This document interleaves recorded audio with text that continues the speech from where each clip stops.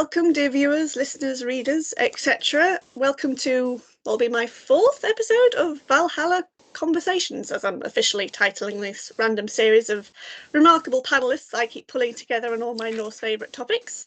And today's topic is a big review, debate, critique, sharing of thoughts and ideas on the rather remarkable, I think, series called Ragnarok on Netflix, which, to summarise, is basically an adaptation in many ways of Norse myths set in the modern world and quite aptly set in Norway. And there's 3 seasons of it. We do recommend you all go watch it after this panel, and there will be spoilers because we are discussing more or less all 3 seasons within this one episode. And I'm delighted that I've been joined not by 4 but by 5 wonderful panelists, all with their own passion and expertise and knowledge of Norse mythology in both their works, both fictionally and in the non-fiction academic world as well. So we shall go round and each of the panellists will introduce themselves and of course mention any books that you might want dear readers and viewers to buy, purchase and browse. I have a few of them on the shelf behind me, just about see behind my head. So Carolyne Larrington, would you mind introducing yourself, please? Of course. Well, I'm Carolyne Larrington and I've just retired from teaching medieval English literature at the University of Oxford, but I'm still researching away, and one of my principal research interests is Old Norse myth and legend. I've published a couple of books on Old Norse myth for the trade market, the Norse Myths from 2017, and just came out last year, the Old Norse Myths that Shape the Way We Think, which is very much to do with the way that Norse story has been received in the modern world. I also translated the Old Norse Poetic Edda, one of the most important sources for Old Norse myths and legends. Wonderful. Thank you for joining us today. Joanne, would you like to introduce yourself and your wonderful works? Hi there, I'm Joanne Harris and I've been passionate about Norse myths since I was about 6 or 7, and I've been collecting various versions, translations, retellings ever since. I started to write my own when I was about 8, and I finally got around to getting one of them published much later than that, with the Gospel of Loki and Runemarks, Runelight and the Testament of Loki, which are all kind of part of an emerging series which runs lightly over the graves of a lot of serious Norse retellings. But yeah, I'm really happy to be here and to be able to talk about this show, which I might have missed otherwise. Thank you. I'm very happy to have you with us, and I'm so happy I kind of pestered you into watching it. Okay, Louis, would you like to introduce yourself and your wonderful works? Yes, hello. I'm Louis Stoll. I'm an author of children's books and now an illustrator too. I came to Norse myths through Wagner and Tolkien as a child, because I played the trumpet, and it's very rare for orchestral music or operas to have a really good trumpet part. So I was Team Wagner because of that, obviously not Team the Man. And I, we did a performance of the Ring Cycle, like semi-staged. I say the Ring Cycle, I mean a very short section of the Ring Cycle. And it just had a very profound impact on me, these kind of epic stories. And I don't think I really kind of followed them up into the Norse versions until a bit later. But Tolkien also brought me to Norse myths, and in ways that I didn't realise. And I didn't realise all the dwarves were Norse myths. I didn't realise that the ring was, in some ways, the Ring of Banbari. So, yes, I think I only kind of bubbled to consciousness later. I had the pleasure of doing a non-fiction book of retelling of the myths, and then that's when I finally actually read the, say, original sources, but the source material, including Carolyne's translation of the Poetic Edda and a few others, which eventually led me to write Loki, A Bad God's Guide to Being Good, which you can see arrayed here. This is a child's version of it. It's really cool, so I'm keeping it. And yeah, so that's a kind of very light-hearted Norse retelling's the wrong word. It's using characters from Norse myths and elements from Norse myths to tell a story about what it means to be a child now, and among other things, what it means to have a family, what gender is, all those things. Wonderful. We're so glad you could join us for this wonderful panel.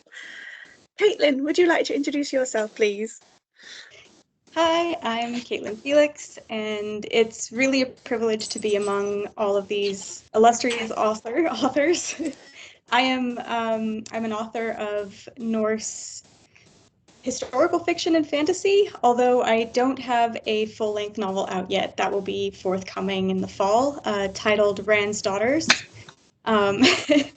It will be out with Outland Entertainment, but it is a follow-on to my short story with the All Thingy anthology from the same publisher, which dealt with a lot of the history between the Norse peoples and the Muslim peoples, the Arabic peoples, and the trade and all of the trade routes and all of the interactions between them.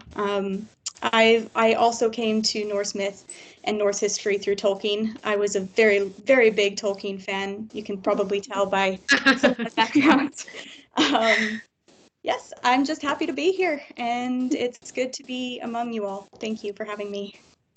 You're very welcome, Caitlin. Thank you so much for accepting this invitation for one of my crazy projects. And last but no means least, Genevieve, please introduce yourself. Hi, I'm Genevieve Gornichek.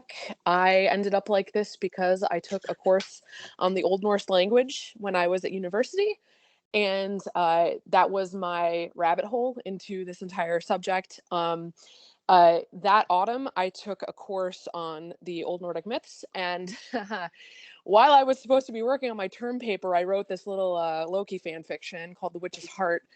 And many years later ended up as my debut novel in 2021. It is a reimagining of the Norse myths, centering the giantess Angrboda, who we don't know a whole lot about. So I kind of tried to fill in the gaps and write my own little alternate universe kind of story. And then 2 years later, this past summer, my second novel, The Weaver and the Witch Queen, which is a reimagining of the origin story of Gunhild, Mother of Kings, came out. So I really enjoyed watching Ragnarok, just I guess a little segue into the show. But I'm really happy to be here. So thank you so much for having me. You're very welcome. I'm so delighted to have all of you again. I mean, I've previously collaborated on my humble videos with Caroline and Joanne before, but equally to spread out and get more of my favourite authors. Admittedly, I've still yet to read your Genevieve, and I will definitely read yours, Caitlin, when it comes out. My shelf is always full of books to read. I keep having to take books off to push on a lovely display like this, because it's usually just full. But I'm so delighted to have you all on board, and of course have more fans to talk about Ragnarok, because no one I know, certainly in my family, in my very small mum friend network, and certainly at work, has not yet seen Ragnarok or even heard of it. And I can't yet quite remember how I came across it. I don't know whether it was just the algorithm, whether it just popped up in an advert, but I started watching it and then I just carried on. And remarkably, thankfully, 3 seasons later, here I am talking about it. So, Ragnarok, as I mentioned at the start, is set in a fictional town of Edda in Norway. There is a cast of young characters. They're all young people, kind of like sixth form, college, high school kind of age. There's a few adults as well, and it really does explore kind of like family dynamics, identity, belonging, finding oneself, independence. I know I've read articles online that the writer and director say it's really is kind of like almost like a coming of age story, kind of like finding oneself. And season 3 certainly does kind of like clarify that off at the end. We'll get to that bit because season 3's ending is a hot topic of debate amongst those online that know. But we'll start off, we'll just go with like kind of like the main character, the main protagonist, who comes along and is Magni. He's quite a large, tall, well-built young man. I think it was either ADHD or autism that they mentioned in the first few episodes where they kind of like introduced him to the school. I know he's got some kind of neurodiversity element to it. Dyslexia. He was dyslexic. Dyslexic, that was it. Sorry. It's been a while since I've seen season 1, viewers. I have rewatched all 3 seasons, but it's a lot of episodes. Well, 6 episodes per season, so you can watch them comfortably within a month, I'd say. Although with me, it was like 1 episode each night, sometimes 2, sometimes 3, sometimes 4 if I wanted to really push the boat out. And he gets approached by an elderly woman of the town called Edda, and she mysteriously awakens some kind of supernatural ability, strength, certainly, when he learns he can throw a hammer several thousand feet. far away, breaking all world records kind of thing. And he basically becomes, over the story of the 3 seasons, Thor, which is quite apt because I'm sure Thor's actual sons didn't, in the mythology, Thor's sons have a Magni or a Magnus. Yes, I'm sure Magni. Loki. Yeah, he has 2 sons, Modi and Magni. Magni, there we go. So that's a nice touch that the writers put in there, kind of flagging it up that this guy will become Thor, just for those in the know that know. His story arc over all 3 seasons, I would describe season 1 as almost like his Peter Parker becoming a hero kind of thing, because he doesn't quite lose his Uncle Ben, but he certainly does lose someone he gets quite attached to in a friendship way, not in a kind of like platonic way. Quite early on, we won't give too many names, so I try not to spoil it for dear viewers who will hopefully go and watch this. Please do. Afterwards. Does anyone else have any thoughts on Magni's story arc or particular episodes? I was just thinking about your Peter Parker parallel, and it's that he's bitten by a radioactive auntie in this case. Not quite bitten. I don't know if she does in the kiss. I think she just kind of like pats him on the cheek, doesn't she? Caressed by a radioactive auntie. I think one of the interesting things at that point is the way that you begin to see these characters who just look like ordinary inhabitants of a Norwegian town beginning to emerge, and you see the one-eyed man in his wheelchair, Wotan, very early on, and you think, oh, it's just a one-eyed guy in a wheelchair. But when Venka, the character at the supermarket who turns out to be the seeress, starts to speak to him, it's one of those moments where you go, okay, now I begin to see. And in particular, I think the way that over the episodes, Magni gathers this kind of group of friends. It's classic quest stuff, isn't it? It's like the Companions of the Ring. He gathers his cohort and then he alienates them and then they come back together again. And I think it's really clever the way you begin to see them emerging and go, oh, I see who that is now. Yeah, you are playing kind of spot the analog all the way through. And sometimes I changed my mind about who people were supposed to represent as I was watching. Because at first I think I didn't read the blurb on Netflix closely enough, and I assumed it was supposed to be Thor's son, not Thor. Because the name, I just was being quite literal, you know. That would certainly be an interesting take. Yeah. Because I don't know if anyone's read The Wicked and the Divine, but it was strongly reminding me of that, where again you're kind of trying to map your concept of the pre-existing gods onto the versions in the story, which again it's adolescence, and I feel there's something about kind of the change you go through when you're a teenager that really kind of feels a bit like you're coming into your power as a god, but also it's terrifying power, and and you can lose that power quite easily. Yeah, I thought that really struck me. I thought of The Wicked and the Divine as well, and I also thought of the general idea of god aspects being potentially interchangeable. So he's named after Thor's son, which, I mean, he could quite easily have been named Thor, so why wasn't he? So I just assumed that this was about trying on personas and different aspects, and that this would be a show about narratives primarily, given that the town is called Edda. And also what struck me was the idea that disability marks special ability, and it's a question of looking beyond it. So there's a reason that Wotan is in a mobility scooter, and that Magni has these Coke bottle glasses that he quickly gets rid of when he starts coming into his new identity. I like the idea of it being a kind of loose set of connections to the myths, and partly because I think the experience of myth is that it's not a system, it's not a kind of organized religion. It is, each figure in the myths can be interpreted in different ways, and in different texts they'll turn up as different people. So I think actually my instinct was to try and look for very strict connections, but actually I think that was wrong, and I think it is more fluid. And as you say, Joanne, it's the idea of trying on identities that is key, for that kind of particular age. It is, and also and the fact that they're coming from a different place into a new school is interesting, because that's what you do when you go to a new school, isn't it? You try on a new you, and you make new friends in a different way. And there is this general feeling that this is also what they're doing, and that this sense of place is absolutely attached to this new identity that they've. And it's classic teen TV. It's the opening of Buffy as well, where she comes to a new school. Oh yeah. It's And I think archetype the held ending. very loosely. Oh, pardon me. Sorry. go on, No, go sorry, on, Kate. go for it. Yeah. Oh, I was just going to say, like, it's very much like archetypes held very, very loosely. We don't really see a lot of who they were, Magni or Lauritz, before they come to Edda to have a new beginning. So it is very much tying in with that, like these archetypes that we have in Norse mythology, and coming into yourself as a person, as an adult, a young adult. I found that very, very interesting.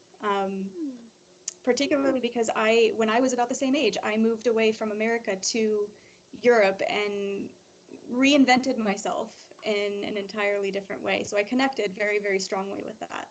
And I thought that, without saying anything in too much detail about the ending, when we get to that much discussed ending, we have to remind ourselves, I think this was always a high school story in a way. And that may not exactly explain away the ending, but it does give you a way of accounting for it that makes some kind of narrative sense, I would say. Though the more I've been thinking about the ending, the more questions it's been raising for me over the last few weeks thinking about this. Interesting. Absolutely. And What do you think, Genevieve? I think it's interesting too that like Magna and Lauritz like were kind of on a parallel path of like reinventing themselves, right? Because Lauritz's character arc, like the way that he changes during the show, like it's so beautiful. I would die for Lauritz. I love Lauritz.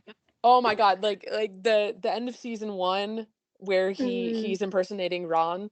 Oh, so beautiful. Iconic. Truly.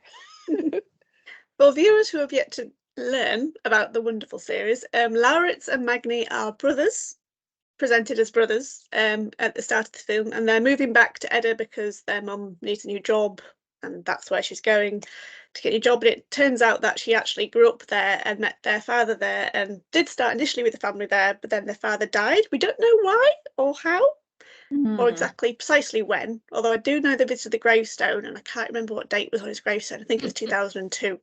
But then they left, and now they're coming back. So it's a strange return story for the mother as well as the sons. But they need that return for the history, don't they? Yes, So that yes, when they do. Lauritz discovers who his real father is, and that all has to be explained from that episode in the past that the boys can't remember. I love their mother. She is one of my favorite is like one of my favorite. She's so much like my mum. It's scary sometimes. I feel like she's like one of the most relatable mothers of a chosen one that I've encountered in fiction, and also the supporting cast, not just the side characters, but like the other kids. Oh my, like Magna, the guy who's running around shouting all the time. Like what must a chosen one look like from the outside for people who have no idea what's going on? That was a really nice touch.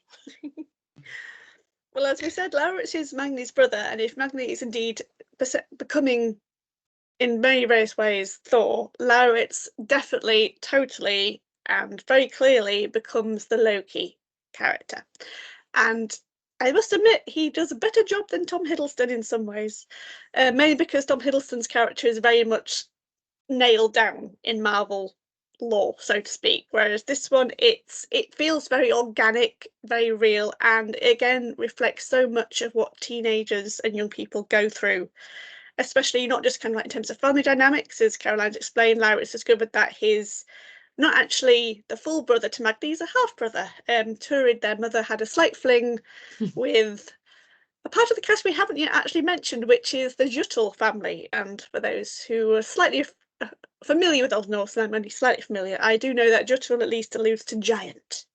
And of course, Thor and giants, they never get along in classic mythology. And they're very much part of the whole Ragnarok setup, aren't they, really? So it turns out that, of course, Larritz is the secret son of what ultimately becomes Magni's great antagonist, which is Vidar, which is the head of the Juttel family. The Juttel family are very much kind of like very social elite. They run and own the big chemical factory, which makes a lot of work and wealth for the town of Edda. There's a very strong environmental theme all the way through, which I think is also relatable because, of course, I know, like, I'm sure kind of like an environmental crises or environmental anxiety was like one of the key words in the English dictionary several years ago, because it's just been getting prevalent and more prevalent in young people's minds, especially with Greta Thunberg, who I know Saxa, who is the daughter of Vidar Juttel, actually kind of like quotes back at Green, that's it, not Grin, Gree, quite aptly in one of her kind of like sassy moments. The Juttel family has Vidar. There is Ran, his wife, who is also a giantess, and they have 2 giantess children, although they're not Rans, which is rather interesting, Fjord and Saxa. And I do think, as the viewers will then learn, kind of like they're basically immortals. They can age themselves very elderly, or they can kind of remain very mature, very professional age kind of thing, more middle age. But of course, when there's scenes of Vidar looking through the old family photo album, and there's like really, really old ones, like you wouldn't see from like the 18th century kind of thing, I keep thinking, do they each take it in turns being the adults of this family? Because the family resemblance of the same question actors is remarkable. They do look remarkably like each other, and I thought they've done rather well to get these cast of actors together really well. I think they do discuss that in one scene, that when Vidar and Ran are being very kind of paternal, almost parent-like, and bossing the kids around, the kids are saying, well, this is your turn to be in charge and tell us what to do, but next time around we'll be the parents. And if you look back in the album, you can see how those facial types kind of recur. So it does seem that they take it in turns generationally, and I guess they have to pretend to die. For the this makes a lot of sense, because this is one of the themes, isn't it, of the piece? It is all about cycles and the beginnings and the ends of cycles. They kind of inhabit the cycle there, and to them it is a cycle of power and reincarnation. But it's interesting that they are the giants in mythology, but they're also the giants in terms of industry and wealth. And they are kind of labelled almost instantly as the adversary, because they are doing harm both to the land and to specific individuals. And you know that basically their wealth and their power is going to be something that the heroes of this story are going to have to challenge and potentially overcome in some way or another. And you know that the fact that they've entered this kind of Eddic narrative means that they too have a role to play in this cycle, and you can kind of see it coming from very, very early on. I wondered if anybody had thoughts on the fact that the giants are the ones destroying the environment, versus like in the myths, how they kind of like represent nature and have all these associations with nature. I was seeing that in connection with the Ragnarok myth. So the idea that the giants are the ones that bring about the end of the world, and the Juttel family are, in this context, bringing about the end of the literal world. But it is interesting that starts off as a literal version of the end of the world, our world, but then with, what spoilers am I allowed to say? In terms of a slightly more metaphorical destruction. It is interesting. I never thought of that, Genevieve. That's really good, because like we know kind of like there's the fire giants in Muspelheim. I don't know. I want to say ice giants, but I don't think there is ice giants canonically in the Norse. Totally totally frost giants, obviously. But also they're in charge of a balance, aren't they? They're holding a balance, and it is the unbalance that happens that brings about Ragnarok, and the gods are at the heart of it, actually. The gods are basically what unbalances this kind of cosmic oneness, which is kind of like ultimately brings out this conflict. It's like the creation myth, actually, is the appearance of the gods is what causes Exactly. conflict with the giants by killing them. Yes, So yes. really it's all Making the world from you, man. And I'm pretty sure that in dialogue terms, there's a point again where the kind of family history of the Yrtles is being discussed, that maybe Runelight says, well, in the old days, we used to be content with owning the sheep and having a kind of pastoral agrarian economy, but we had to move with the times. And we had to, So that, when Norway industrialized, we had to industrialize as well, because that's how we had to keep our power. And maybe there's a sense there that it's, if that entails environmental destruction, that goes with industrialization, and they don't care, because they should care, really, because if they're immortal, they're going to have to live with the consequences longer than the human population of Edda. maybe But they do have another realm. It's as if power's become more important for them than the kind of role that Genevieve was talking about being kind of guardians of nature. And they become modern, and that kind of dialogue about, will Saxa have a role in the firm? And she gets excluded, and then she wants to come back with a real green new environmentalist policy. You can see how she kind of shifts from the old style capitalist model that the Yrtles had into this newer form of social enterprise. There's a really strong industrial political allegory running through the whole of this about times changing, cycles repeating themselves but being broken by change, and how to adapt and how to survive rather than be broken by what goes on. And I think, but it's this kind of starts to hint at itself very early on, and this is why I think the Yrtles have these conversations, these earnest discussions about whether they have sold out from the old ways, whether they have to change, or whether they actually should change back. And there's this constant feeling within the family that there are breakaway youth factions that are getting far too interested in what people are wearing at school and who's going out with who, whereas in fact they should be looking at ruling the world, which is their job. And I just love the fact that it keeps shuttling back and forth from these two poles. That's a very good point. That's a really good point, because Saxa is the one saying, like, you're having emotions. Why are you having emotions? Like this whole I love that. That's a good point. You sit and watch cartoons whilst kind of like eating popcorn all day, what he said to Vida, and of course kind of like Saxa getting onto the white wine once Laura enters the family. That is one of the most beautiful moments. Like Vidar's just on the couch eating candy. Yeah, watching some kind of American drama. Yeah, I'm making brownies. I find like it's so really interesting. is interesting, like old guard versus new guard coming through. It gets kind of too, like the Vidar, Ran tells Vidar, like, you're not good at emotions. And within the same episode, at the very end, during the protest in front of the Util Industries factory, somebody's asking Vidar for a statement, what are you going to say about this protest? And he says, well, I'm not good at emotions. But earlier in that same episode, like, you can see the emotion on his face, you can see the tears in his eyes. Not spoiling too much here, but it was, to me, that was a really interesting parallel, how so many times one of these characters, one of these Utils are telling off someone else, or saying, hey, no, you can't do it that way, or why are you being this way? But then that very same character goes and does the same thing. It's really interesting. Back to the cycles thing we were saying before. It's interesting because that's a really good observation. I think it's sorry Louis.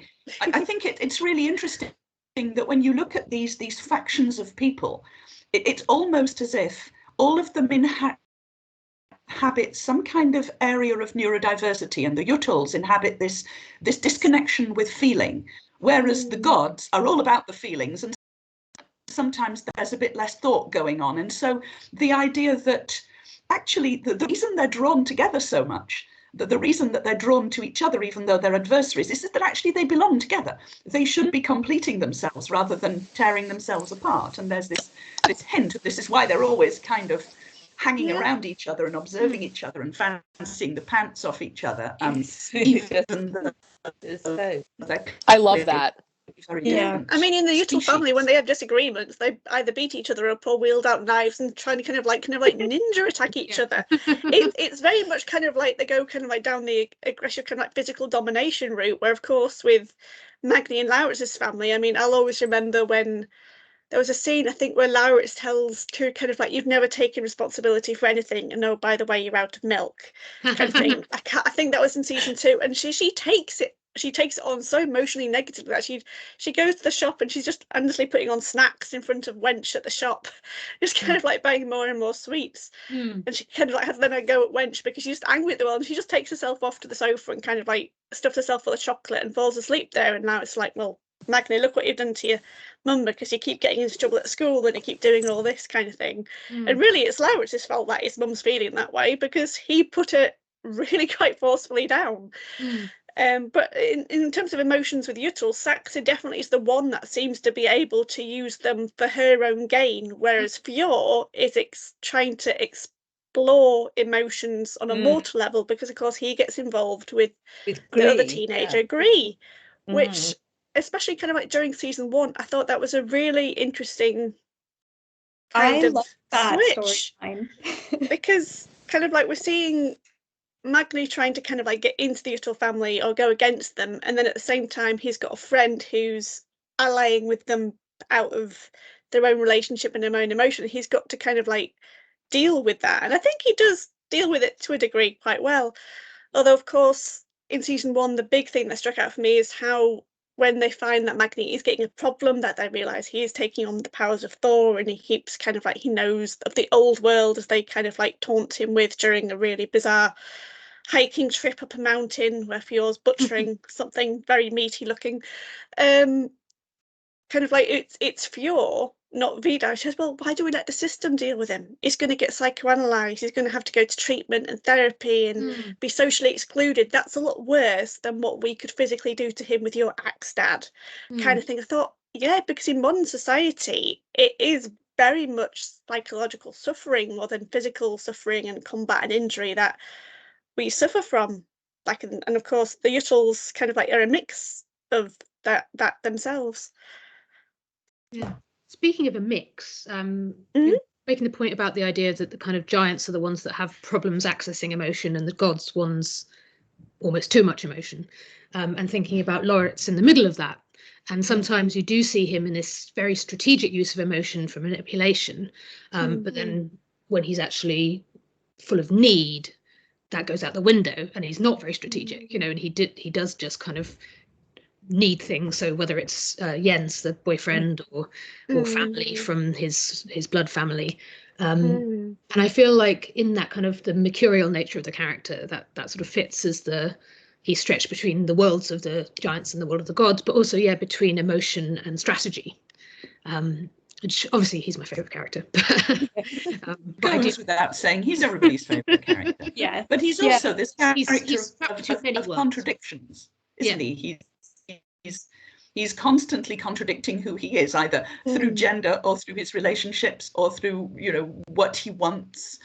Most of what he wants, he has no idea what he wants, but he does know that people are stopping him from getting it somehow, and that it's somebody else's fault. I was thinking about his child, the teenage pregnancy. Oh yes, we need to get to that. The tapeworm. We have to speak monsters at some point. That it's changed from Sleipnir in the myths to the world serpent. And I was wondering why that was, and I'm wondering if it was just as simple as like a horse with 8 legs is quite silly, whereas a massive serpent thing is very disturbing to give birth to. But it was interesting that it elided 2 versions. So it's kind of constantly present, and you can't see it. Whereas if you had Sleipnir, you are galloping through the town, people go, whoa, that's weird. But this lurking menace, I think, is really good. And I suppose it goes with that idea of the water being poisoned as well, and kind of poisoned by a monster as well as by the heavy metals or whatever the pollution was. What I was thinking it's about, a nice reflection of how the robber rots, isn't it? No, it's all right. You go first, Joanne. Sorry. Sorry, you're slightly breaking up for me. I don't know if that's Now I can't quite hear. Another physical If you keep talking, Joanne, it'll come round, don't worry. Yeah, it's probably me. I was just saying that it feels of the cycle of rebirth, and you know, it's the Ouroboros, it's the snake with its tail in its mouth, which is actually the visual representation of this story and where this story is going. Does that make sense? I might have been kind of garbled before. I think that makes sense. Makes sense. World Serpent as a Ouroboros because it encircles the world, and but I guess it also that brings an image of self-destruction to a degree as well. Yeah.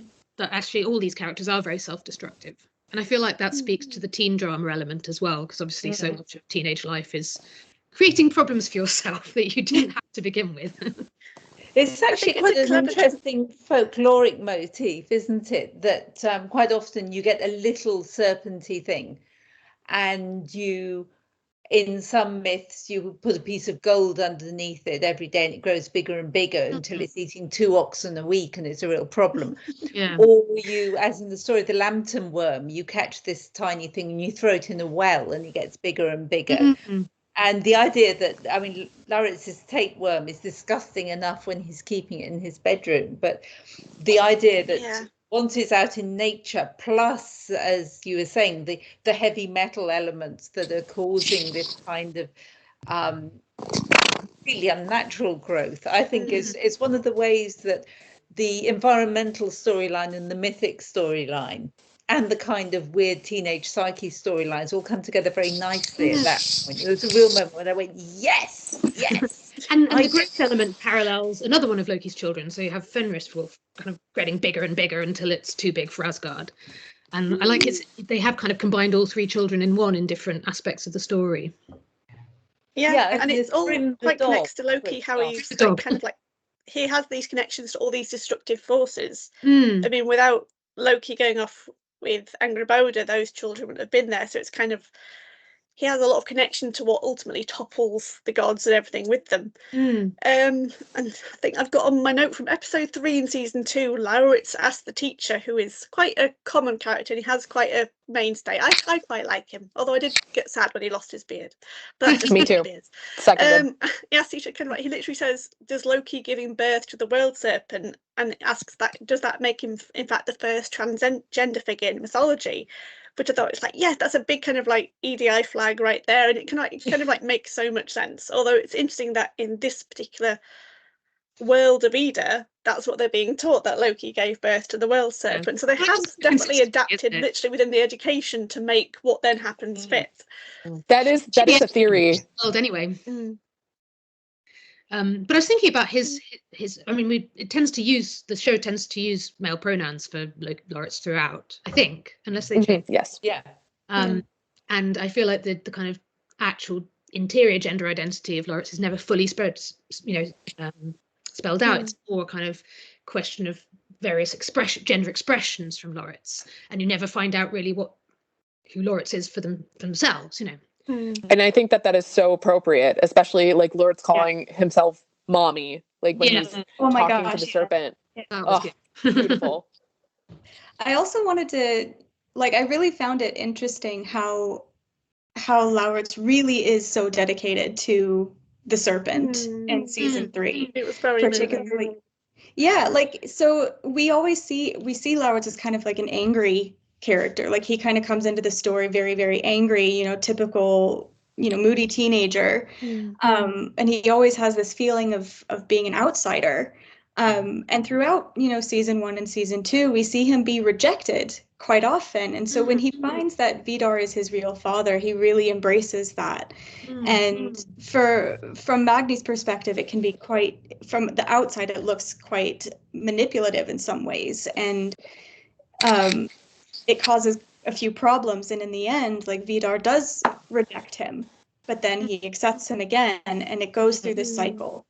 And so when season 3 comes around, and I feel like Lauritz has come into himself more as a person and as his queer identity, he very much shows the serpent full acceptance. He's afraid of it, but he keeps showing up for the serpent, and he brings him food, and he's constantly nurturing the serpent and calling himself mommy. And I just found that such a nice parallel or a mirror to how he feels in the first season, where he feels like nobody really wants him. He's treated differently. People see him differently. He calls himself a freak at one point, and it's only his own mother who tells him, "You're not a freak, but there might be a reason you feel different." And I love in season 1 how he is just kind of almost like in the background for a lot of it, right? He's like hanging out with these people, hanging out with those people, never like quite fitting in, but like when he is useful to them, he is accepted and embraced. And that is like so Loki. Like Yeah. I But love also what they his did with that. moments of fitting in are kind of almost against people's will. So when he joins the Giants Dance, which I think is one of my favourite scenes in the entire absolutely. He's not invited, you know what I mean? He just feels it, and he claims that identity in quite an aggressive way.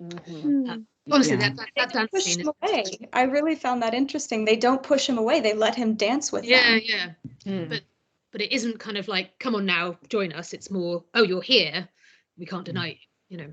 They recognize something, don't they, though? That's the thing. And I think the interesting thing about the way Larritz develops is that he's developing alongside the serpent inside him, basically. I mean, there's a whole of this, throughout the whole of season 1, there is this standing joke that he's always eating what's wrong with him.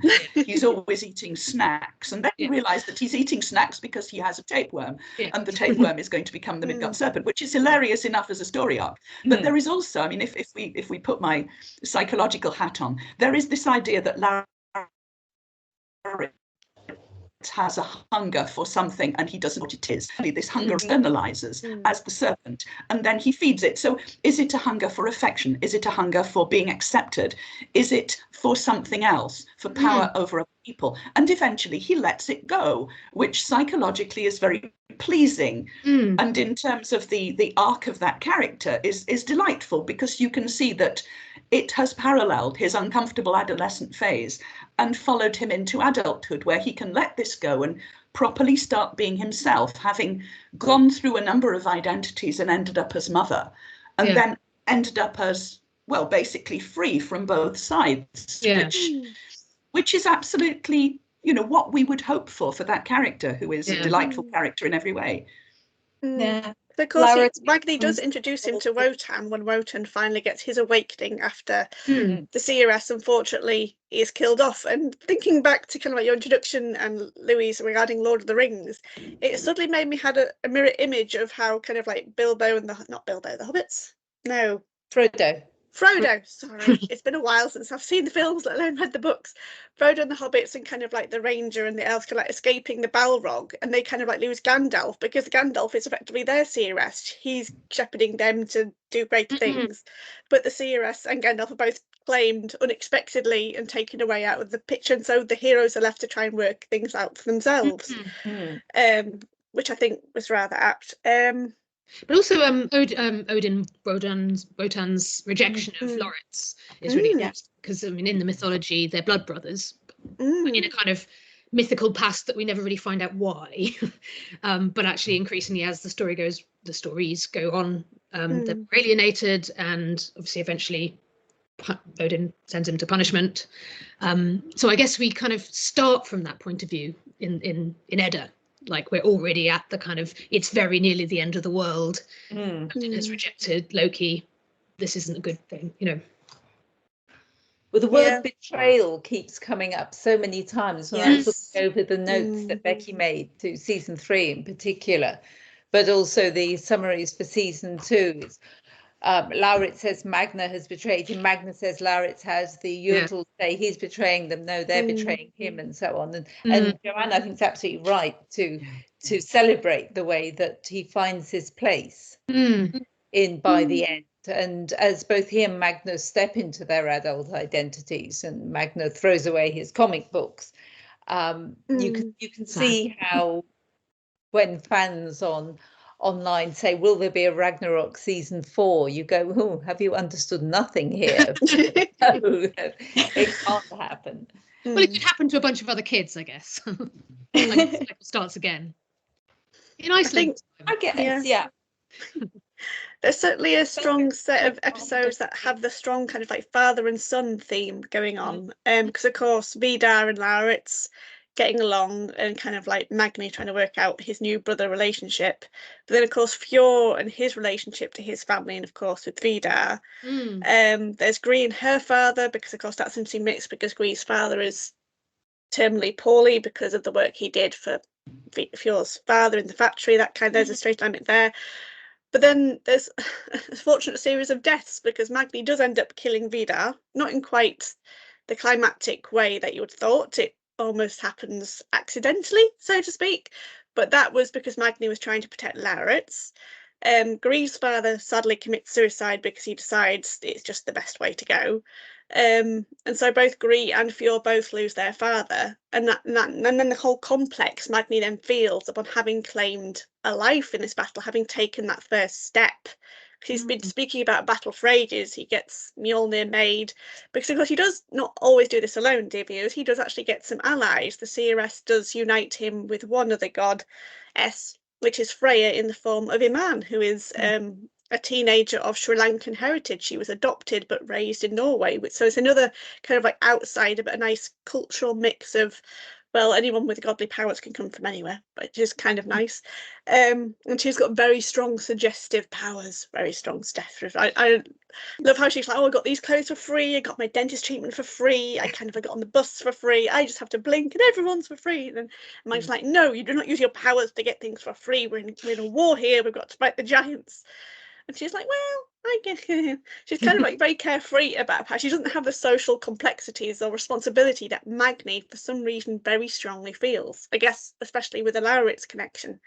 Well, I suppose in terms of the goddess Freya, she's other to the Asgardians in some ways, being. Yes, she is. She's Vanir, isn't she? And but I do. I mean, sometimes every now and then in the show, I do think a little bit of misogyny creeps in, because I do feel like the way they've portrayed Freya is quite like, aren't women manipulative, rather than isn't she just enjoying the sex? It's quite, there's something about it, and I think obviously there's some elements of like they're contrasting with the old world and the new, and the idea of the giants' sexism is kind of displayed as bad, but I feel like it's also contemporary sexism in terms of the way that the myths are interpreted, and some interesting stuff like the fact that they make Lauritz gay, as far as I can tell, rather than bisexual.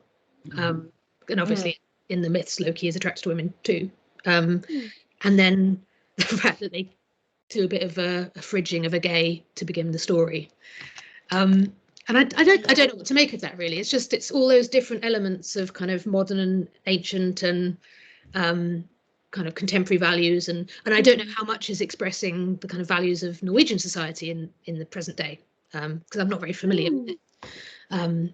But because it does feel like the Yuttles, and the fact that they're a very kind of local family, is quite interesting. It's not a kind of Elon Musk situation. It's not a billionaire from elsewhere. It's a homegrown wealthy person. So it's a bit more feudal. And I don't know if that's more common in Norway, I think there is a really interesting counterpoint there between the tradition, which in Norway is patriarchal and quite conservative, with the new and the liberal, which in Norway is also very strong. And so that I think, as in a lot of Germanic countries, there is this dual nature, which is sometimes in opposition, partly because the tradition has been so monolithic for such a long time. And I think you're right, it does reflect some of that, which to me is really interesting, because it's not just about the generations, it's also about the community and how the community perceives itself, and why the community agrees to be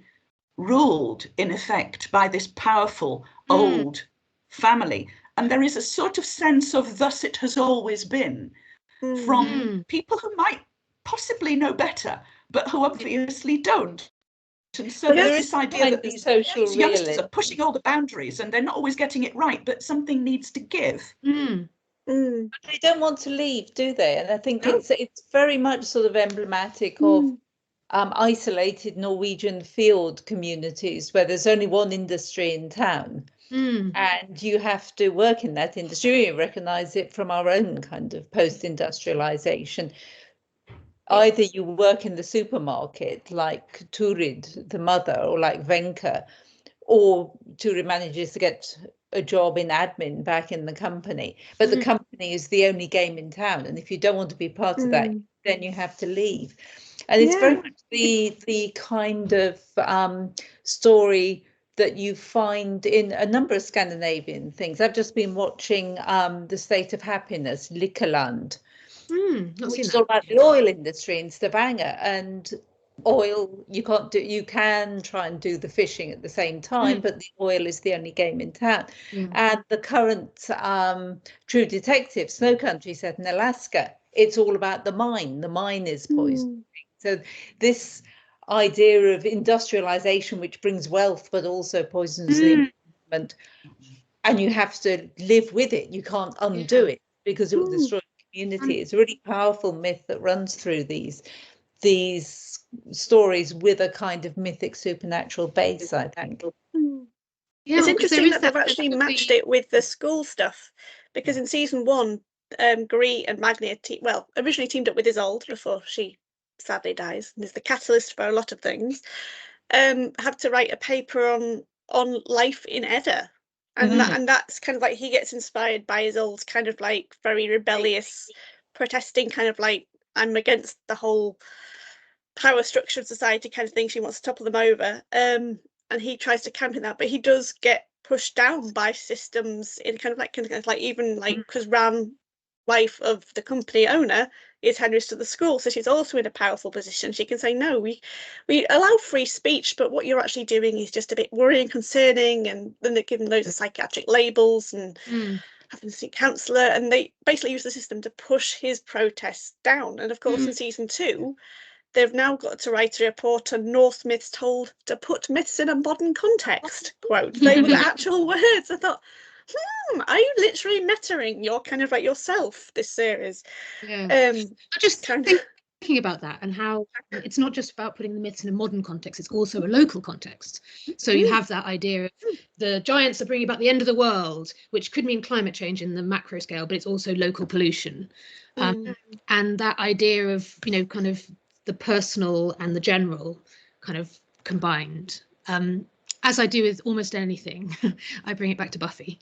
But thinking about how there's a line about, every teenage girl feels like it's the end of the world if they can't go to a party. And obviously in Buffy, it literally is the end of the world. And how those kind of overwrought teenage emotions are both about kind of high school in general, but also specifically that, Norwegian teenage experience of small town. And I really like the point you were making, Caroline, about the fact that these communities exist like this and they do have these issues.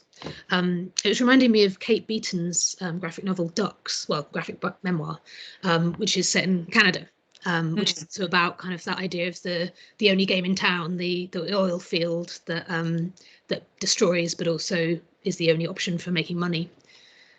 So yes, there's kind of, because there's never really a suggestion that the people will rise up and overthrow the Utils, at least at the start. It takes the gods to light that touch paper. And even then, a little bit of the small townness creeps in after Vidar dies, and people start to be more sympathetic toward the Utils. Like even when the boss at Edda Grillen is giving Fjord free stuff, and Magnus like, what is happening? Because they obviously aren't lacking for money. They could pay, but they're just giving them free stuff. You think Magni that the tries manager to correct that by kind of like carrying his hammer, because he does. Oh, the hammer is another interesting one. His arrogant arc, let's say. This is Thor portrayed in a way that many people would never imagine Thor being portrayed, and I quite like how, to recap for dear viewers, he had Iman, aka Freya, manipulate a local mechanic into making what he imagines Mjolnir to be, having studied various videos and images on Google and his laptop. And of course, he suddenly learns that when he throws it, nothing happens. He throws it very far because he's got very strong arms. His muscles just keep getting bigger and bigger. I don't know how he does it. Quite literally, as an actor, he just must have been gymming the whole acting series. But it doesn't come back, and that's near when, unfortunately, they lose the Seeress, when she goes, "Oh, it's the most powerful weapon in the world. You can't just make it. There's an old fire. You need to do this." But that's as much as he learns, and yet somehow he does work out that the old fire is deep underground under the actual chemical factory site itself, and him and Wotan and a person with dwarfism from the care home where Wotan resides, and I think Iman, oh no, definitely the mechanic, and Iman as well. They all infiltrate and break in under the guise of environmental protest, which I thought was rather clever, keeping that environmental theme going. And the things Magni does with the hammer, like putting in a feather so it always flies back to him, putting in an arrow so it always knows who to strike. I thought, that's really clever, but where do they get that idea from? I would like to know. Is it original thinking, or is there something deep in the lore somewhere about how Mjolnir was made? Because I don't know. Nothing about For starters, the arrow. Yeah. But I thought it was a really clever myth. I think it's probably borrowing from the complicated forging of the I think we had Kenny Thor's hammer. Is bound, that you put in these paradoxical and strange elements of sympathetic magic that make change into something which can't be. It's got the beard of a woman and the roots of the mountains and so on, and that makes it kind of, it doesn't look like a chain, but it is a chain. So I think they've kind of transposed that very cleverly, put in these elements that then give Mjolnir these unseen powers, but yet also kind of from a modern point of view, a technological point of view, if you want to retool Mjolnir, as it were, what things you need it to be able to do, and then you've got your little tick list, and you have to think magically in order to put the right bits in. I didn't quite like that. But of course, Mjolnir becomes quite a negative force and influence upon Manny, and I know I've got in my notes somewhere that there's like a whole string of influences, kind of, where is it? Not season 3. Or is it season 3? No, it's season 2. Nope, season 3. There it is. Episode 3, season 3. Saxa influences Magni, bad influence. Fjord influences Jormungand, otherwise known as Little S, bad influence. Set up, and that leads into Thor losing his hammer in a really wonderful, and I hope you agree with me, a wonderful adaptation of Thor going fishing for the Jormungand certain, and going fishing with a giant who does not quite abandon him as Fjord does out on the fjord, but he does go fishing with a giant. Am I right in the old lore? Yeah, because he takes. But I thought that was rather good. And of course, when he like took out the fishing tackle, I thought, oh my goodness, is he actually going to fish out the world serpent? He didn't quite do it, but it was a very wonderful adaptation. And I thought, oh, they're actually using canonical scenes that I, from my very small limited reading compared to you lovely ladies, familiar with. And the other myth that I think that I did slightly adapt, or at least pay homage to, is when they try and get Lauritz to go back to the Juttles to get the hammer, because of course Fjord then takes the hammer. They make, well, the Juttles actually, because they work out what Lauritz is doing, they make Lauritz dress up as Fjord, which is, I thought, oh, that's a kind of twist on how Thor in the mythology has to go to the Thrym's wedding dressed up as the bride. Kind of like, they're making the Loki dress up, not intentionally, but out of like force and necessity, otherwise he'll kind of get it, basically. So he's dragging as a man. Well, yeah, I mean, of course, I know Genevieve mentioned like he dressed up as Ran at the end of season 1, which, that does definitely reflect the gender fluidity of Loki and how he can like change his shape to become anyone and anything. But at least with Ran, he did that out of his own initiative and own sense of mischief. With trying to get the hammer, it does kind of reflect how in the Lay of Thrym, when Thor tries to get the hammer back, he has to dress up for it. So it's not Magni getting dressed up, it's Lauritz. That kind of thing. So I thought that was maybe a nice twist. A little bit. It was a lovely twist. I think everything gets slightly revisited in a different way from a different perspective. But I think if we look at Thor's hammer as being his version of Loki's tapeworm, it comes from something unresolved in his personality. So Loki, it's hunger for something that he doesn't know what it is, and with Thor, it's basically rage, and we don't quite know where it comes from, but it sort of keeps arriving from different points. Sometimes it's rage about being inarticulate and not good at school, or rage at not having success with the girl that he wants, and the hammer, when it arrives, becomes an instrument of this, and he goes through a phase of not being able to control it, which is where he goes through his arrogant arc and his ugly manipulative arc and his threatening weird angry arc, and It's then very finally silly the hammer becomes something else. It becomes something that he can control again, and in a way that's him coming to terms with that side of his personality.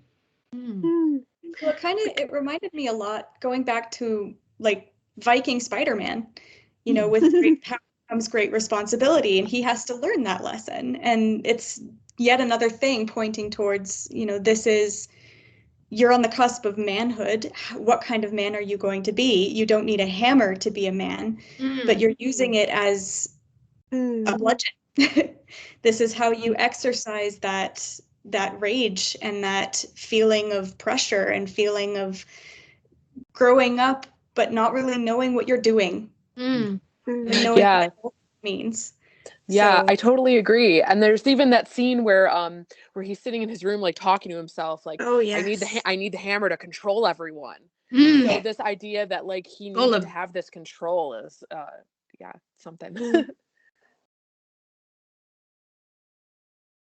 So of course Saxa does come quite to the fore. She has her own kind of like downfall in a way. Interestingly, that when Fjord decides he's done with the Yuttles, they actually allow him to walk out alive. Kind of like he seems to almost stun Vidar with the fact that, oh my goodness, Michael has just turned to me and says, no, I'm no longer your son. I'm going to become immortal and live a happy life.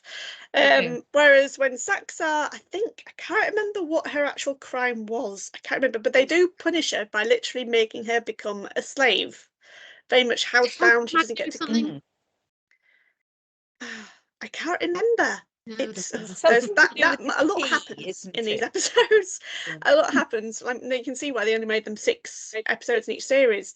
But they keep her housebound. She gets to do all the manual work. She doesn't lose her job in the company because Fjord comes back. He kind of like remains free to a degree until Vidar dies, and then he gets a big masculine complex of family authority and, okay, right, I must avenge you, father. I will rise to the fore and kill Magni for you. But she actually gets that black collar put on. I thought that made me think of all the collars that you can find in like museums that link to Vikings and slavery. I thought that was a nice little maybe homage to that kind of part of Norse history, and that Vikings were big slave traders. And if the giants are the bad guys, then let's make them owner of slaves kind of thing. But I mean, also the idea of being bound in Norse mythology is very powerful, and it's often you are bound because you are powerful, because you're a threat. So she's a threat to the power structure. So like Fenrir's bound, like Loki's bound. You don't bind the weak, do you? You bind the strong, and it's sort of almost a testament to her own power that they do it to her, as well as them being horrible and humiliate her. You know. Because their attempts to get the hammer don't work. So she goes, well, I could always use my feminine guiles and just kind of like talk to Manny, because he won't kill me straight away. We've kind of reached some kind of informal truce kind of thing, and that we've both got a sibling within both sides of the family now. Yeah.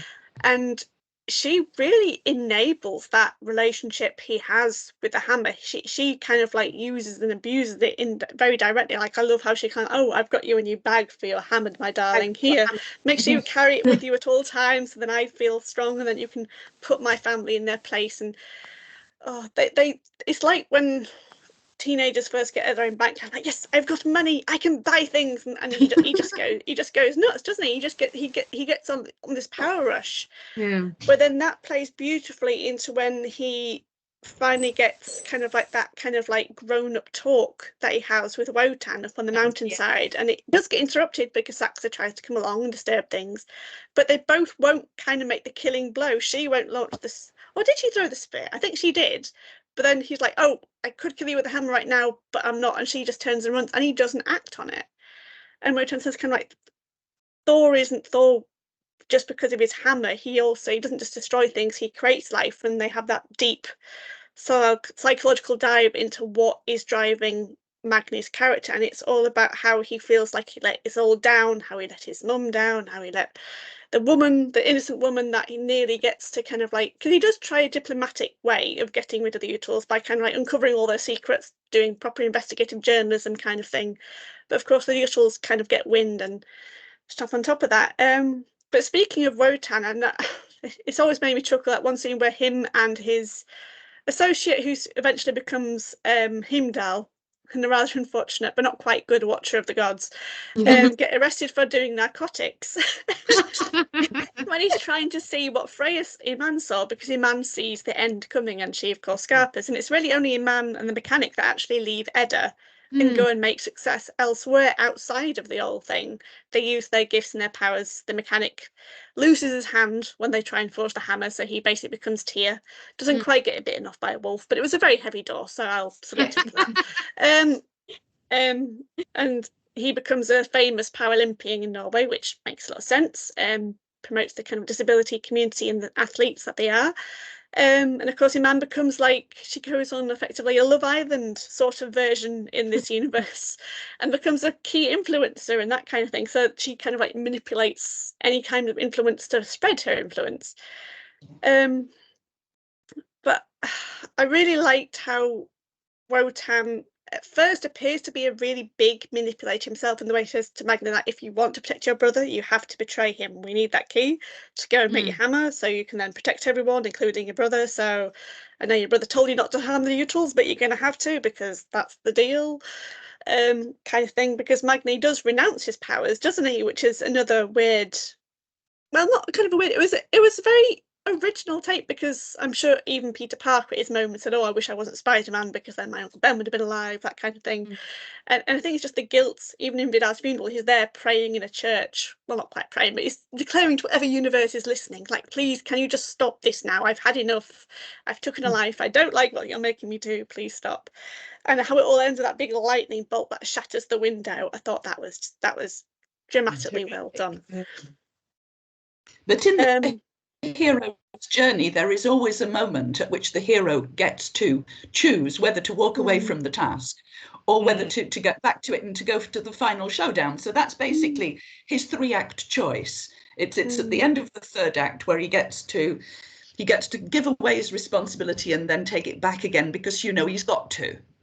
And you see it, I think, in the Thor of the Marvel comic universe, don't you? That he has moments where he doesn't want to go back to Asgard. He just wants to stay on Earth with his love interest and just be a regular guy. But then somebody shows up, as it might be Christopher Eccleston or somebody, and he has to get the hammer out again. So I think that sense of, Lord, take this cup away from me. It's that moment Christ goes through in Gethsemane as well. Please don't make me suffer any longer like this. But to be a hero, you have to eventually make the choice to go on. You have to reject. It opens it out into kind of wider hero myths and superhero myths of the idea of the kind of the moment of giving up your power, whether that's voluntary or not, because sometimes it's your power is taken from you, obviously. So it is interesting that it's on purpose for him. It's much more of an abdication of responsibility than kind of an obstacle placed in his way. He's kind of placing the obstacle for himself. I've got on my notes that it is in episode 5 of season 3 when Wotan's having that talk with Magni after they finally got the hammer back. And again, that was remarkably well done, because all the gods have united as some incredible scheme unfolds, and they managed to get the hammer back. And of course, that's when Lauritz gets dressed up as Fjord as a decoy for the giants to get away. They don't quite manage it. Wotan is actually the remarkable one that bops Saxon on the head with his staff cum spear, and takes the hammer back. And as soon as Magni's got the hammer, he just walks off, muttering sweet nothings to his hammer, and ignores absolutely everybody else. And I thought, oof, that would hurt if I was in that group. I was like, I'd be like, what? I would have chased after him. So like, what are you doing? But when he's having that talk in the woods, he says these words: with special powers comes special responsibility. So it is very much, he literally does. And of course, as well as Kiwi, I've got that, this is Kiwi. He's a fun character. Becoming Heimdall, because they go through the initiation with the strange kind of like clawed orb thing that the Seeress has. Gets given a whistle, his version of the Galahorn. Jenna, Laurits's love interest, becomes Balder, because he is the only one that says, can we not just fight? Can we not just sit and talk to them? Because there's 4 of them, there's more of us, it's not going to be pretty. Do we really want to go through with this? And of course, it's Laurits who says, yes, but if you're Balder, that means you're going to die at some point. And I'm not happy with that. I was just going to say, speaking of Jens, can we talk about the ending? Because I almost screamed when that whole sequence started with the arrow. Because like Louis mentioned earlier, I was like, okay, we're going to fridge our gays again. That's just what's happening. Yeah. I was actually pretty pissed when they revealed that Jens was Balder. I was like, he better not die. I'm going to be so mad. Yeah. I always wonder if they fridged the first gay to make us believe they'd do it to Balder too. That is a good point. Like, That's we're capable of it, but we're going to be a last-minute reprieve.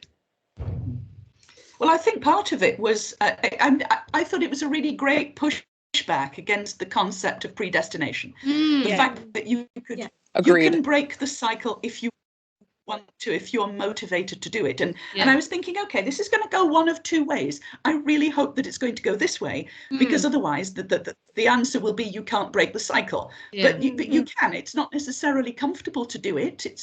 It takes you into very uncharted waters. But on the other hand, this is progress. This is so that you don't have to go through the whole thing over and over again with different peoples in the same incarnations, that you've actually learnt something and you can take it forward. And so this was why, I mean, I know a lot of people had real problems with that ending because it felt weird and unresolved, but actually it was supposed to be, to me, because otherwise the whole of that cyclic narrative ended up meaning nothing. Though I think it was also about the acknowledging the tension between the mythic and the real, and quite allowing you to situate the story in one or the other. There's potentially that idea that maybe he was schizophrenic or had some kind of visions, but it doesn't come down on one side or the other firmly. And I quite like that because it's always been about the kind of porous nature of myth and real life. But I like that idea of the breaking of the cycle, and perhaps there's an element that in order to break the cycle of the past, you have to treat the past as fiction, you know, that the values of the past are not true anymore. And so that by kind of citing the mythical element in fiction, it allows you to kind of go on in the real world with a new myth, whatever you're making up, a new truth. And taking the positives out of the old stories, I guess, the things that help you grow into the kind of person that you want to be. Yeah. Without necessarily accepting this sort of polarization of good versus evil, or as Joanne says, that you're just doomed to repeat the same steps over and over again. And when I was watching the final episode, I was called to go and eat my dinner just before the last 15 minutes, and I ate my dinner down thinking, oh no, what's going to happen? I can't bear it. All these people I like so much. Oh no. And then I was very pleased by the way it resolved the ending. But at the same time, that then after that it was, but I have questions. What was real or what was not real of what we saw? And did the people who died really die? I guess they did. Vidar certainly died. Isolde died. Merit fed apparently to Jörmungandr by Vidar. I guess she died in a road accident or something. This kind of alternative reality becomes, if you start putting pressure on it, I think it might become quite difficult to live with. But as it is, since you have that resolution at the ending, you can go, okay, I'll take that, and now I'll move on. I think I was seeing it as the mythic and the real kind of departing after a certain point. So everything that happened before that point did literally happen, but after that point, it's sort of a bit more open to interpretation. So that anyone died in that final sequence was fine, but if you died before that, then you just died, you know. Including it relates back, in my opinion, to what? Sorry, Joanne, you go. No, I sort of thought that we were seeing glimpses of a multiverse with a number of different potentials being played out in different ways with different interpretations onto them. So you could basically pick your ending in that way. I thought if that's what they're doing, and I quite like that. I think it's quite an audacious way of resolving a series, but it also opens up to personal involvement from the viewer, which I think is quite essential when we're talking about something that's that you know, as you say, it's skirting the mythic without actually reenacting it fully. And I like the idea of it kind of being a kind of filigree or superimposition of realities. And you kind of, yes, you say you can pick which reality you want to be in, or you can sit uncomfortably between the two and feel slightly confused. Having spoken to you all, it's made me think that in terms of how we talked about how it's a high school setting and it's about identity and finding yourself. Obviously, in episode 5 of season 3, they reach an understanding. They say, okay, we're not going to do this anymore. We're going to do it. I put my hammer down, I won't use it. You put your spears down. We adapt the new, we go forward, then we all live happily ever after kind of thing. And so they're kind of like the giants are deciding not to follow tradition, follow the law, follow the old world kind of thing. They adapt to the new. So Saxy gets her power. Fjord, he steps down, but he doesn't get Gree back, I don't think. No, I don't think he gets a new love interest. She's gone. Yeah, because she left very heartbroken. She was very much like Juliet, heartbroken. And of course, Ran just carries on being the school teacher. No great change for her. Magni just kind of like gets past his grades and succeeds, and so does Lauritz. And Lauritz is kind of like settled in his identity. Everyone welcomes him. There's no judgment, no anything. And of course, he sets Little S, aka Jormungand, kind of like off into the deep blue sea. Okay, you go, you live your life now, Jormungand. You can't fit in this place, this fjord anymore. Go and live your life. But how does one say goodbye to the character of Thor? And I think the only way Thor can depart is through his comeuppance against Jormungand. And so when Magni comes across the comics and revisits the whole events of Ragnarok, he is effectively going step by step of pulling that essence of Thor out of him in a way. I think kind of like he's taking Thor out of his identity by letting Thor have that climactic end, do what he was to do according to canon law, and then he is now just Magni. He's almost like letting, so he doesn't really kind of like try to keep Thor alive. He just does it. But it of course, I can understand how it confuses a lot of the viewers, thinking, oh my goodness, okay, they're now actually having this climactic ending. What's going on? Yeah. Because you're getting flashbacks to the Ragnarok scenes and then flashbacks to them all kind of like clapping in the hall and saying, oh, congratulations, class of 2023, off you go, live your dreams, kind of thing. But it also relates back to his treatment of Sigyn, or is it Signy? I think it's Signy. Magni's because of course, yes, when he's under the influence of Saga, she gets very, very badly treated, dear viewers. That is one way you do not treat your girlfriend. You do not kind of like not officially dump them and then go off with someone else. And so he's probably dealing with a lot of complex issues relating that, kind of like finding out how to deal with a relationship with a girl, because it certainly appears to me that he's never had that before. Whereas Lauritz is probably the more kind of like relationship confident compared to Magni. So that's what I think. But I can understand it did kind of like calls for season 4, but also equal kind of like what was that kind of thing. Well, on Reddit, this is where which I was looking at today, a lot of people were saying they should have finished with episode 5 of season 3, that they agreed they weren't going to do this thing. And that would be that. That would be pretty anticlimactic. I can see that they had to find some way, as you say, of tying off the storylines. And I think your suggestion of kind of we don't need this anymore, that Thor is vanishing, as you say, Becky, out of Magna's life is really quite powerful, even if it does then lead to questions about, there they all are living happily ever after. Kind of, except for the dead ones. Yes. But what was that we just saw? Well, that's what you have to go and take away and sit with it, I think. I think what Becky was saying about... Oh, sorry. I think what Becky was saying about Thor... Oh, sorry. God, I hate teams. Go ahead, go on. Louis, do you want to go first? Okay. Now I've forgotten what I was going to say. You go. Oh, okay. Have you frozen or no, I forgot what I was going to say in the process. We forgot what she was going to say. No, I was just going to say that the whole thing with Thor and his journey, I think the reason we all felt it was slightly incomplete is probably the clue is probably in his name, because they chose not to name him Thor or something that made us think. So he's gone through the whole of Thor's journey, and he's now been reborn as Thor's son. And this makes sense when you look at the fact that Magni has daddy issues throughout the whole thing. He doesn't know his father. He doesn't know himself.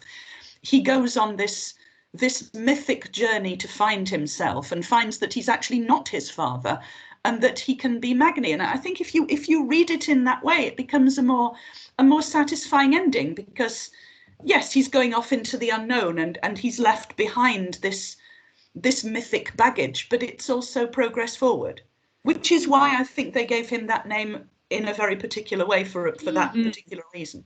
Because that is who. Actually, does Magni survive the rebirth? I can't remember in terms of. Yes, he does. They But do. we They don't both know hide in the tree, anything don't about they? what he does. Yeah. I think it's very much, it goes back to the hammer being kind of a symbol of his adulthood, his manhood. Because at the very end, of course, like, he's graduating, he's coming into his adulthood, and he's leaving behind his comic books. And it's very much of a sense of, okay, we're leaving behind these childish things. And it all gets tied up with that theme of, I'm an adult now, and I'm Magni, and this is what I'm going to do with my life, and I can put all of this behind me, and I know who I am now. And so in that sense, like, I was very much in two minds of the finale. I really disliked it in terms of storytelling. I really wanted it to be real, and it still is real, the same way all myths are real. It's a story that tells us about ourselves. So I found it that I could accept it a bit more, the finale. That's fine. Yeah, I kind of agreed. There's a bit in the Poetic Edda, though, isn't there, about the sons of Thor and the sons of the gods finding the discarded golden gaming boards of Asgard, and I thought that scene was absolutely about that. I thought, okay, this is them finding the toys that their parents played with and wondering what they were for, and then moving on. I mean, to me, it was a very moving, symbolic depiction of that, putting aside those things and going, okay, they're not for me. I'm going to have something of my own. Yeah. And that sort of sit down by the fjordside restaurant all together there was very much like going back to the hall at the end of Völuspá, at the end of Sirius's prophecy, and remembering the old days. But now we're ready to move on to all those possibilities of a new beginning with adult life. Yeah, and when Isolde appears to Magni at the table, that I really teared up. I really loved that moment, me too. because we're back towards the beginning again, the cycle, and she vanishes, and that really is kind of the gateway of, like, okay, I can put all this behind me now. I'm starting over. Isolde was real, and now she's gone, and it's okay. Yeah, but she's kind of with me. Yeah. Okay, well, thank you so much. I would love to talk for hours and hours about this with you all, but we all have lives to live, and unfortunately we need to let our dear viewers go so they can go and watch season 1, season 2, season 3. It's all there on Netflix. We do strongly recommend it. There are lots more things that happen that we haven't touched on. We haven't spoiled it too much. And so many of the characters, and I really appreciate all of you joining me today for another Valhalla Conversations on Ragnarok's Netflix series. Thank you so much, ladies. I really appreciate it. Thank you for inviting us, Becky, and thanks for making me watch it as well. Thank you. It's been great to see all of you. Thank you very much for being here too. Yeah, till next time. Wonderful to meet you. Again.